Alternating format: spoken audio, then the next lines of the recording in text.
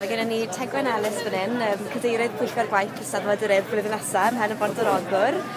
Chi chi gweithio ni tipyn am sut mae'r trefniadau'n mynd lawr yn y dre yna?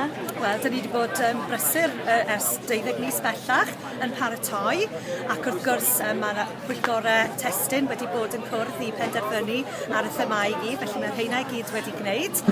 Falch iawn ac yn ddiolchgar iawn am y gwaith maen nhw wedi gwneud hyd yn hyn. Ac wedyn mae'r pwyllgorau pêl hefyd wedi sefydlu mewn sawl ardal, ac wrthi yn cynnal gweithgareddau amrywiol iawn. Gan amlaf yn cynnwys bwyd, ond yn apelio at bob oedran, picnic teddy bear ar gyfer teuluoedd, ac wedyn noson gyrru a quiz ac yn y blaen. A mewn pythefnos mae gennym ni cinio gala, pwyllgor gwaith fydd yn lawnsiad ar gyfer yr 12 mis sydd o'n blaenau ni.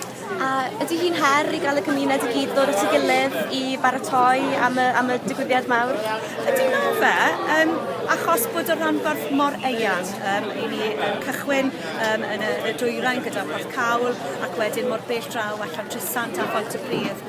Ac oherwydd hynny falle yn ddaearyddol, mae'n anoddach falle i gynnal un ddigwyddiad mewn un cymuned.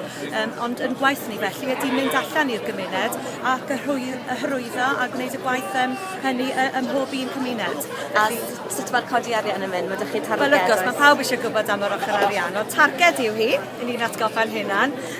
A fel mam i ddau o blant oedd yn gorfod teithio o'r de'r gogledd i weld y teulu, a maen nhw'n gofyn ydyn ni bron yna, a'n ateb ni wrth gwrs i ni bron yna. Felly, fe gewch chi'n ateb, dwi'n meddwl, gen i ni bron yna. Ond wrth gwrs, mae yna fynydd o'n blaenau ni o ran yr ochr ariannol. Mae ni'n sylweddoli hynny, bod eisiau codi arian mwyn cynnal y Steddfod, ond codi'r ymwybyddiaeth, dwi'n meddwl, yw'r prif beth o ran hynny.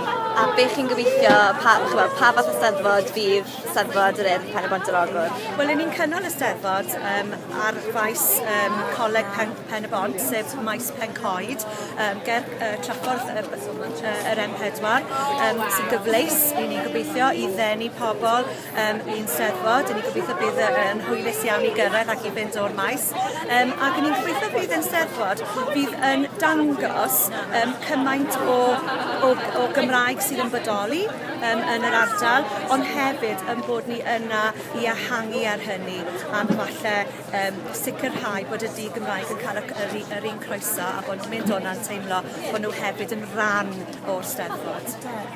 Diolch yn fawr iawn.